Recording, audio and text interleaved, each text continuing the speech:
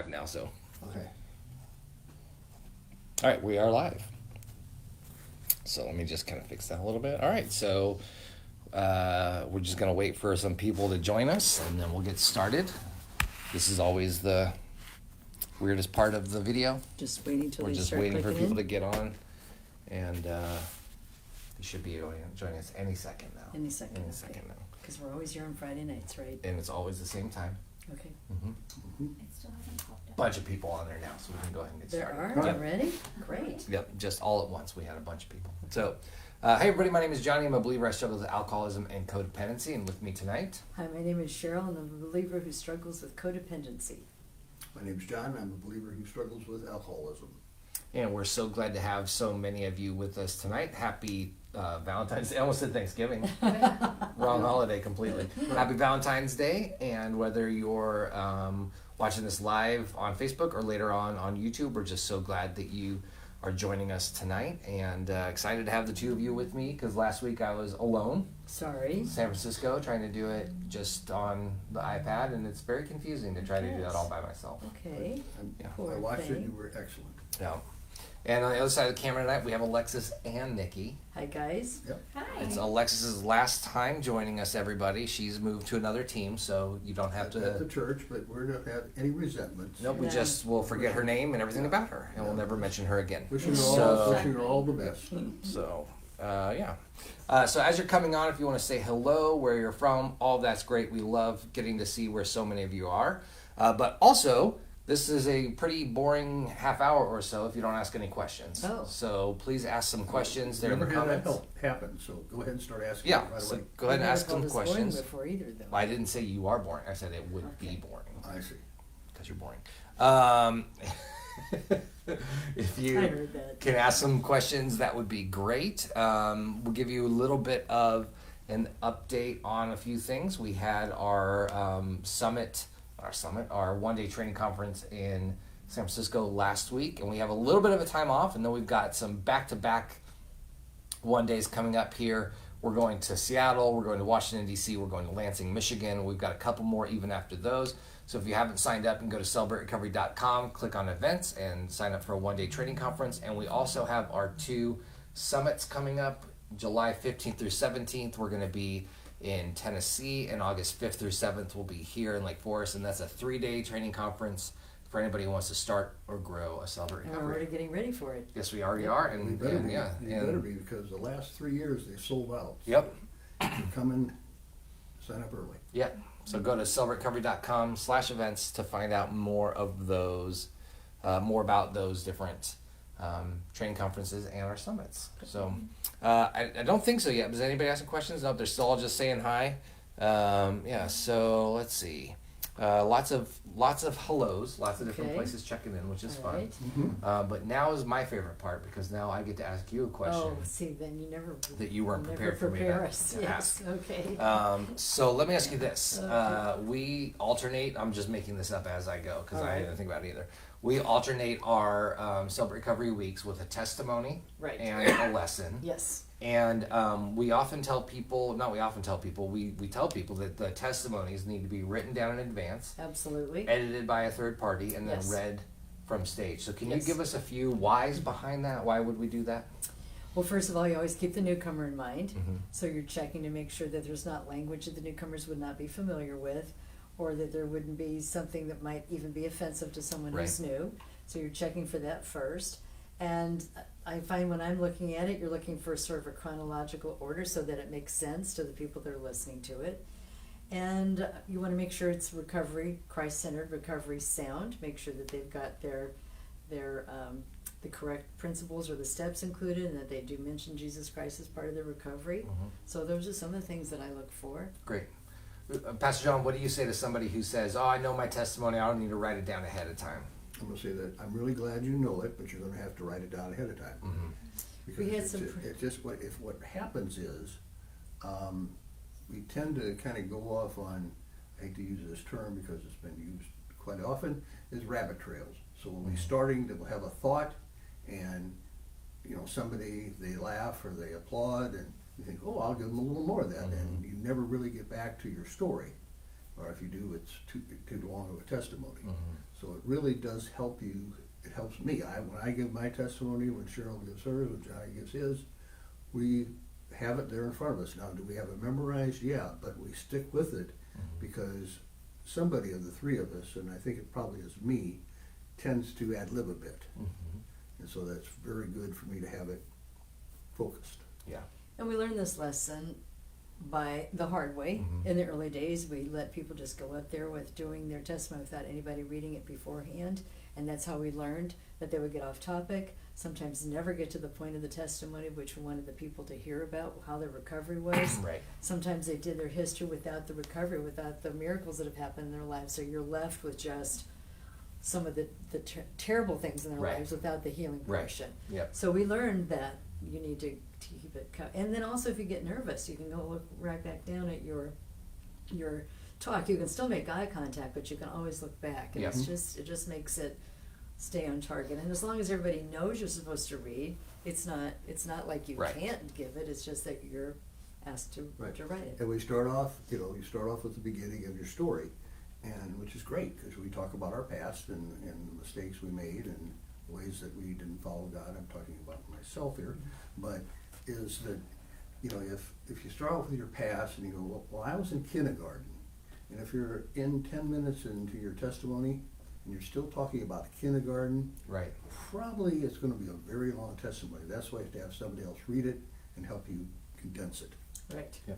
Great. So I know we have some questions coming in. So are there any? Yeah. Kathleen is wondering, any ideas on how to help our CR grow? We will be celebrating 5 years next month and get between 10 to 20 people on average. Awesome. First of all, congratulations on 10 years. That is 5 years. 5 years. 5 years. 5 Well, years. I'm just a little. He's congratulating them for the next 5. Right. Yeah, you're right. going to be, you're going to Yep. get this all fixed.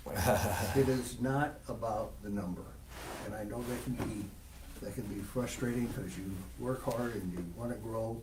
But if you're helping, to me, if Celebrate Recovery is helping one person, 5 people, 10 people, or 20 people, or 500 people, it's one person at a time. When Cheryl and I started this program almost 30 years ago, we would have known that it's going to be in 30,000 churches in all these countries and everything, and all the translations. That was not even in our mind. We started it for Saddleback Church. And at our first meeting, we had 40 people come. This is a pretty large church. So we have grown since then, but it's really not about the numbers.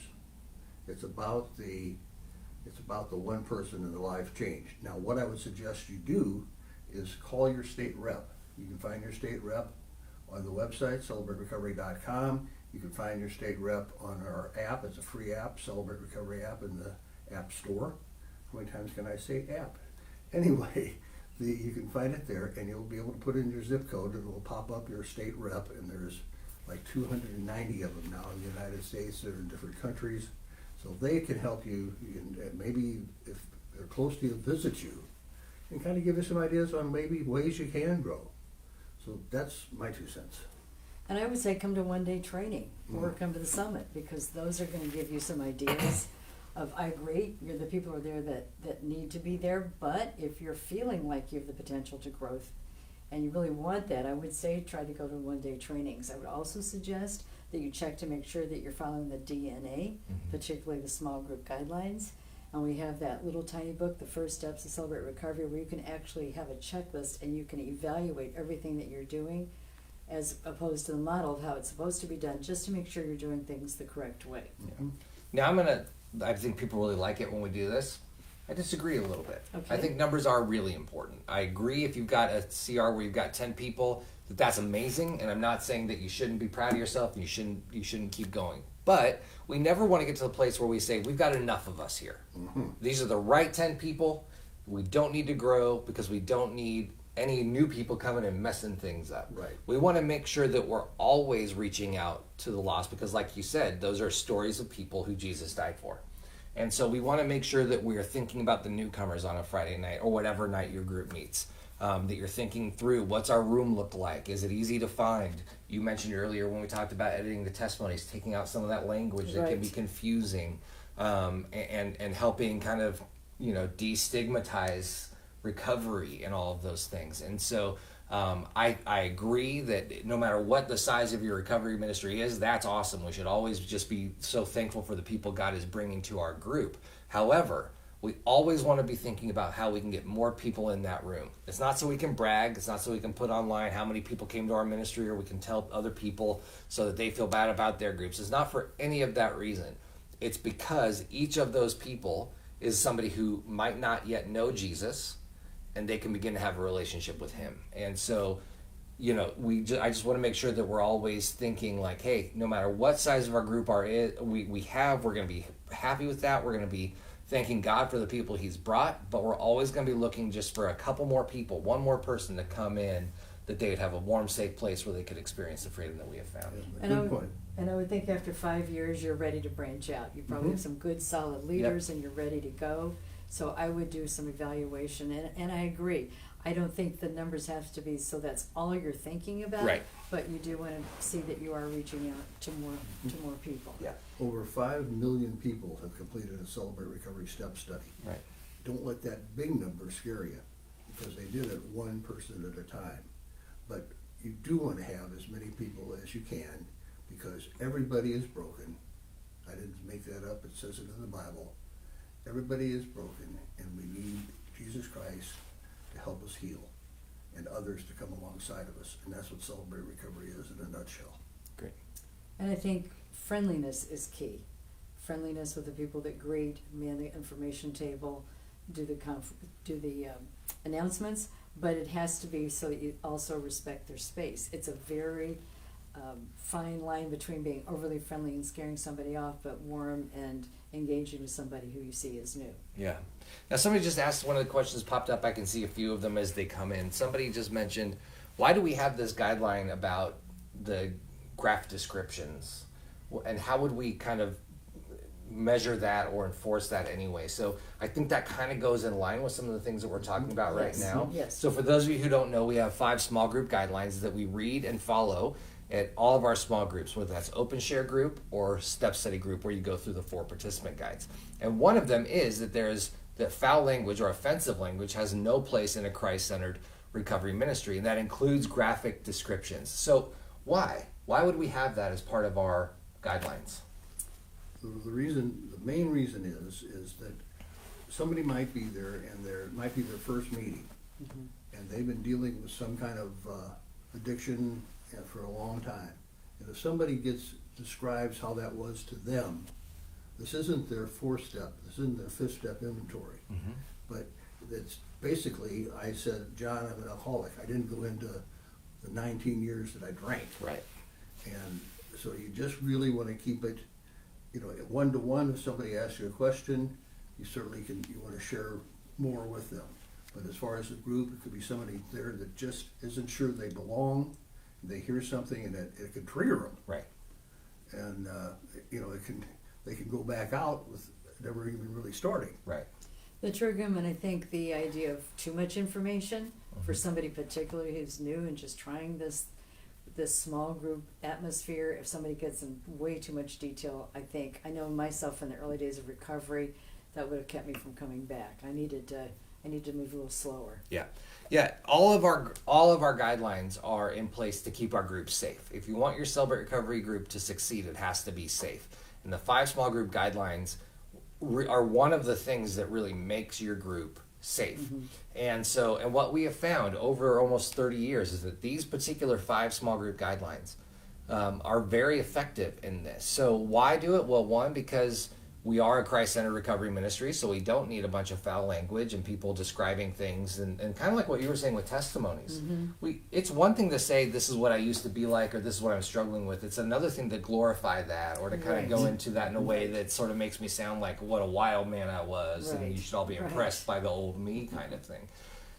And then there are certain groups that we can think of that a graphic description, like Pastor John said, could be a trigger. It could cause them to think, oh, maybe that's a new thing I didn't know about. I'm going to go Google that one when I get home, or whatever the situation is. And how do we enforce it? It's very easy. We go, no graphic descriptions, please. Now, if I'm the leader of the group, it's going to be my call. I'm going to take the pulse of the men in my group. If I'm feeling like somebody's getting a little bit too graphic, I'm going to look around. And I'm going to see, am I the only one? Can I kind of read the body language of other people? And then I'm going to make the call. I'm going to make the judgment call. If you're in my group and I say no graphic description, please, and later on you go, I didn't like that and appreciate it, and I explain to you why I did, and you decide I'm not coming back to your group, that's your call. I'm not going to own that one. I'm going to do what I need to do to keep the group safe.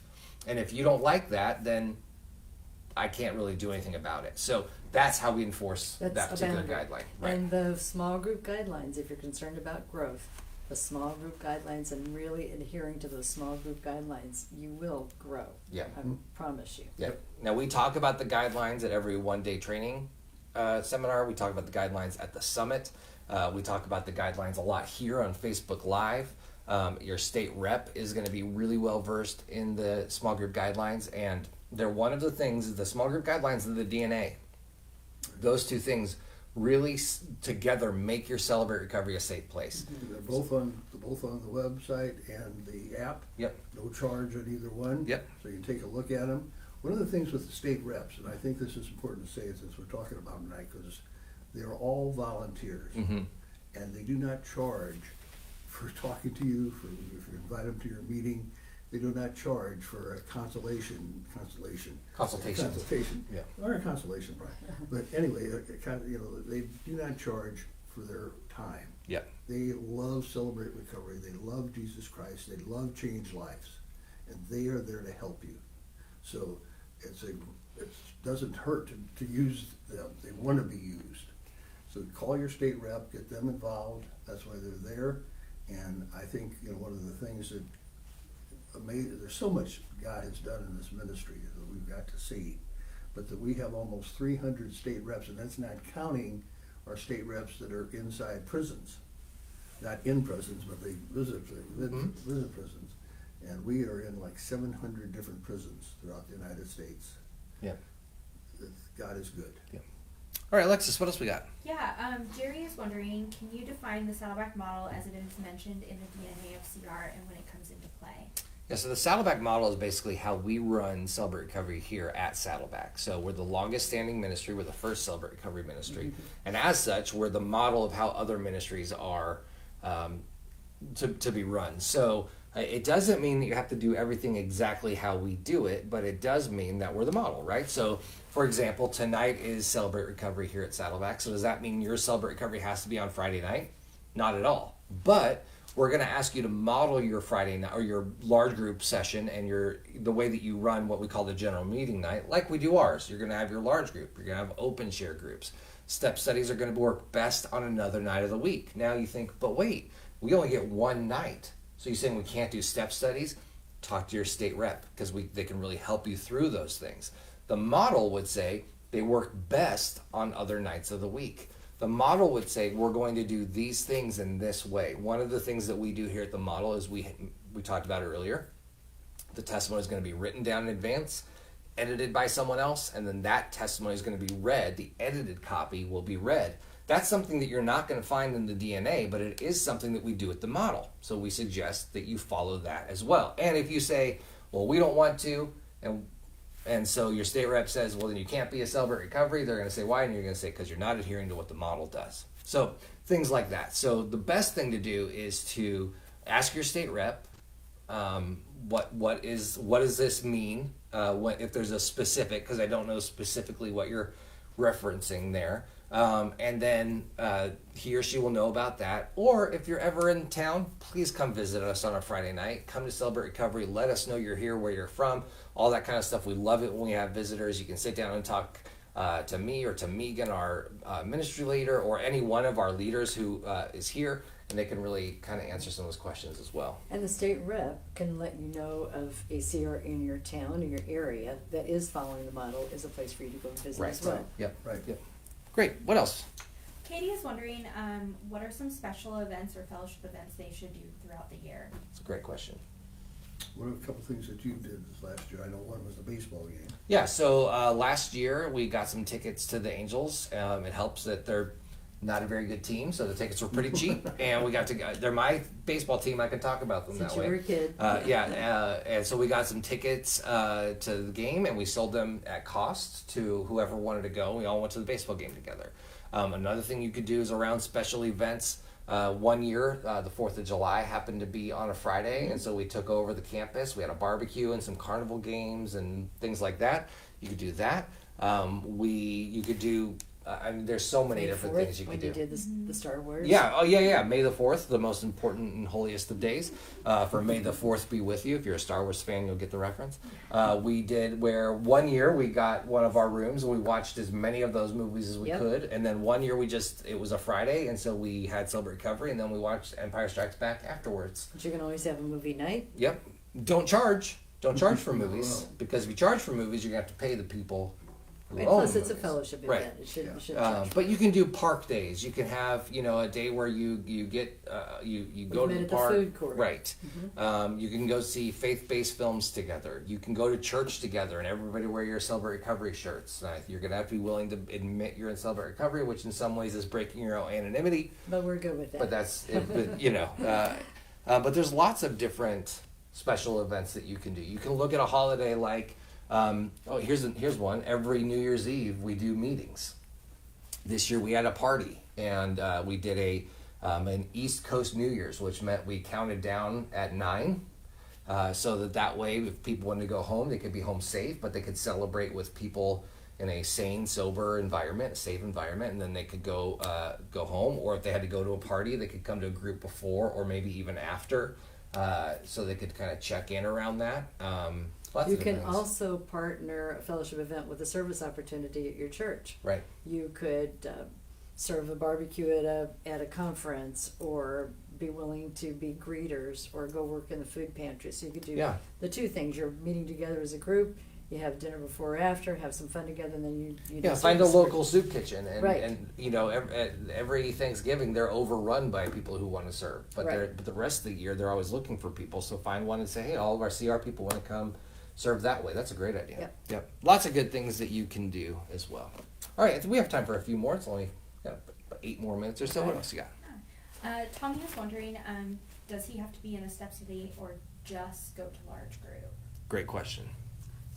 Well, that depends on how long Tommy's been attending. Yeah. I think it feels good to go to the large group for a while, but I would suggest if you're going to the large group, you might as well go to the open share. You're here anyway. Yep. So I would do that, and then when you feel comfortable, I would totally go to a step study. Yeah, your growth is going to really come just by coming. You're starting your growth, but where you're really going to get the true meaning of Christ-centered 12 steps and the 8 principles is by completing a step study, and it takes a year. It's a big commitment, but as I said, we've had over 5 million people in the United States do it. That's not counting the other countries that we're in. We got 20. We're doing it's translated into 22 languages. So the growth will, I would say, triple when you're in a step study, because you're going to be intentional. And also, you're going to meet some people that you're going to spend a year of your life with, and you're going to have some really good support and teams that you're not going to get out of just coming to an open share group on whatever night you meet that may or may not have the same people in it. Yeah. Go ahead. I was just going to say, Tommy, if you want to come to large group for a while and just go to large group, that's fine. Yes. Show up, come to large group, hear the worship, hear the testimony or the lesson. That's fine. We welcome you to do that. As you go a little while, if you decide you want to go to an open share group, find a group that you identify with and attend that group. You don't even have to share for a while. You can just show up and listen. If somebody tries to make you share, you could just say, pass, right? And move on. Eventually, I would encourage you to share, because there's freedom in saying the things that we're struggling with out loud. We break the power of the secret over us when we share them with someone else. Right. And after you've been doing that for a while, and I don't suggest you go right from never coming to Celebrate Recovery to joining a step study.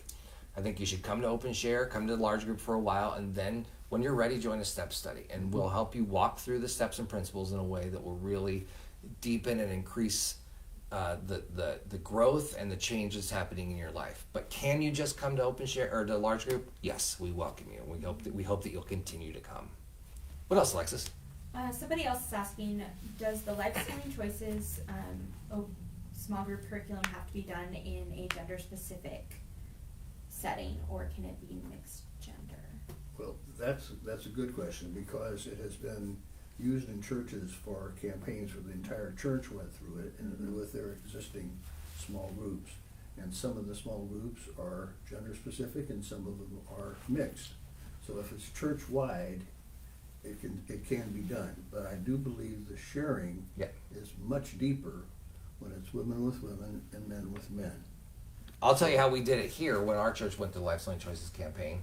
We'd watch the DVD all together in our small group, and then we would go, the men would go into one room of the house, and the women would go into another room of the house. And so, so I'm going to say, if the question does it have to be, yes, it does. And that's how you would do it. It certainly works better and the sharing is deeper. Yep. We would certainly recommend that. Yep. And just before anybody else asks, at Celebrate Recovery, all of our groups, our open share groups and our step study groups, are gender specific. There's no question about it. And also, before anybody asks, we don't do groups online. We don't have any groups online, whether it's open share, step study, any of that. And all of that goes back to one word: safety. Those things, as silly as it might sound, having a co-ed group or doing a group online makes it unsafe. And that's just something that, again, that we have found over 30 years that we know is true, and so that's why we do it that way. And the no online groups, it can be very easy for a women's group, and maybe they're struggling with sexual abuse. We have a lot of, that's one of our strongest groups. They're struggling with sexual abuse, and there's 9 ladies in the group. Well, they have pictures right there of ladies, and there's one is named Leslie, and it's really Les who's pretending, it's just typing in, and that is not safe. And that's why we don't have online groups, because there's no way to prove Leslie is Leslie. Yeah. And even in a video setting, right now, we have Nikki and Alexis on the other side of the camera, and you can't see them. You can see us because the camera's pointed at us, but you can't see them. So even if you were in a video group, you would have to have some way of being able to tell that someone wasn't on the other side of the camera sitting there and all that kind of stuff, and it just gets messy and messy and messy. I would think with all the issues that keep coming up with privacy on the internet, that this would be, I think it's a lot more understandable than when it first started. People don't seem to be getting as upset with us as much as they used to over online groups. Well, and here's the thing: if you live in an area where you don't think there's any Celebrate Recovery groups, I would encourage you again to go to celebraterecovery.com. But don't just click on find a group and search for one. You may not find one there yet. We don't know about all of them, so there may be groups that have Celebrate Recovery in your area that aren't on the website. Get a hold of your state rep. He or she may know about some that aren't on the website, and they'll be able to direct you to those as well. And if you can't find one, here's what I would encourage you to do. Start one. Get together with other people in your church and start a Celebrate Recovery ministry. Come to one of our regional one-day training events. You'll have all the tools you need to start with. Yep. But to your point, sometimes they're not on the web page or the app yet. Right. Because they're in process of getting permission to get on. So state rep would have the answer. Yep. All right. We have time for maybe one more question, Alexis. What you got? Okay. Laura is actually going to be attending a training conference in Waterloo, Canada Awesome. in May, and she's wondering what she can expect. All right. Well, I've never been to Waterloo, so. Well, no, not Waterloo. I have been to Waterloo. We have The been to actual Waterloo. training. Why don't you go through that? Yeah. minute So and a half there. what you can expect is that we're going to have a full 8-hour day of training for you. And so if you have never been to a one-day training conference or a summit yet, I would encourage you to sign up for the 7 keys of Celebrate Recovery, not the advanced leadership training. And you think, well, I think I'm ready for the advanced. If you haven't heard the 7 keys yet, you really need those. Those are foundational to, again, having a healthy, strong, and safe Celebrate Recovery. If you have heard those, you can sign up for the Advanced Leadership Training Guide or Advanced Leadership Training course instead. That's going to go over some different issues. However, I really encourage anybody out there who's thinking about coming to a one-day training conference. If you've never been to the summit or you've never been to one of those, come to the 7 keys. Then the next time you can go to the Advanced Leadership Training. Or if you think, well, I have been there, we want to bring some people from our church, what do? Split up. The people that have already gone to one can go to the Advanced Leadership Training. The people who haven't yet can go to the 7 keys. And actually, that's really going to help their leadership ability, because they're going to hear those things and they're going to go, did you know we're supposed to have fellowship events? And you're going to go, no, I didn't know that. Amazing. Maybe you should do that for us. And you can grow that way. What is the fellowship event? Right, exactly. And we're gonna have, and it's gonna be 8 hours of training. You're gonna hear from me, Mac and Mary Owen, Ronnie Holmstrom, hopefully John and Cheryl if they can come back on the road one of these days, and others of us from the national team who take you through the training. And then you're going to get to meet your area rep. In Canada, I almost said state rep, and they really get mad at us in Canada when we say state because they don't have states.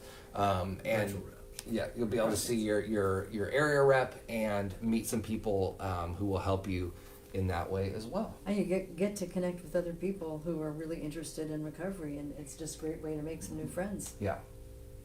Yep.